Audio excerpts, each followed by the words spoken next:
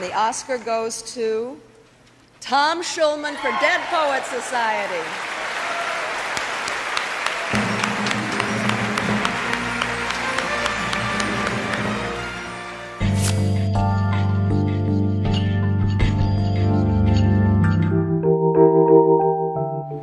If people read poetry and listened to poetry more, yes, you know, but I don't see that happening right now. I think poetry is sort of in remission, you know, so we'll see. But for me, there's profound things in poetry and many reasons to read it, so. Sí, yo estudié en Infierton y sobreviví. Y no, en esa época no era el maestro que ustedes están viendo. Yo fui intelectualmente un simple alfeñique. Yo iba a la playa y siempre me arrojaban libros de Byron en vez de arena. So I only really wrote one draft. When Peter Weir, the director, read it, the teacher wasn't dying at the end. And about 3/4 of the way through the story, the boys go to class and the teacher's not there. And he's in the hospital, and they go to see him, and he has a disease called non-Hodgkin's lymphoma, which will shorten your life, but you can live sometimes 20 or 30 years with it. And for me, as a writer, that sort of explained carpe diem, you know, he's got a short life. But Peter Weir, the director, said, got to cut that scene, you know, and it's easy for boys to stand up at the end for someone who might be dying. But if you take that out, then we all know they're standing up for what he did for them, for what he said to them, for what they believe in, so because of him. So I thought he's right, and that was the end of it. So. Vengan a ver, vengan. Vengan.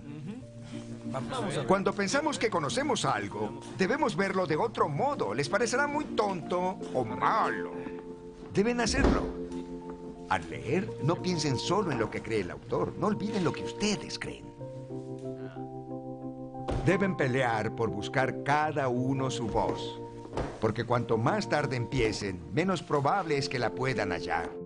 Yes, and I was a little bit worried because I didn't know what the synthesis between Robin's humor and the humor of the teacher was, how that was going to work, you know. But once we got going, it worked fine, you know. Hagan sus ensayos y también compongan un poema que sea suyo, uno original.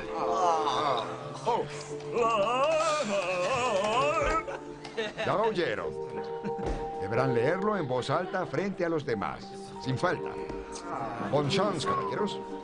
I was here in Mexico City 35 years ago. That's the last time I've been here. And I came with a group of students, and we spent 3 weeks here and had a great time. So I've always wanted to come back. And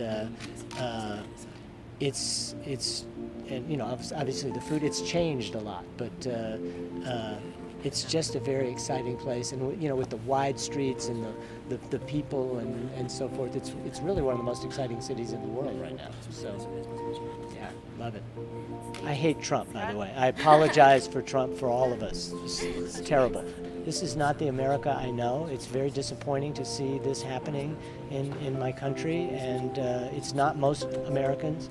You know, we are in a situation of minority rule right now, where it's not the majority that's running the country, it's a minority. So if the majority can capture the country again, then all this stuff is going to recede and hopefully go away. But I hope it's just a moment in history, but it's ugly, and it's not the spirit of any of the Americans I know. So. ¿No son diferentes a ustedes? Mismo peinado, llenos de hormonas, idénticos, invencibles, como se han sentido. The only poetry I wrote one night about a whole notebook full of poetry, which I then threw away. It was awful.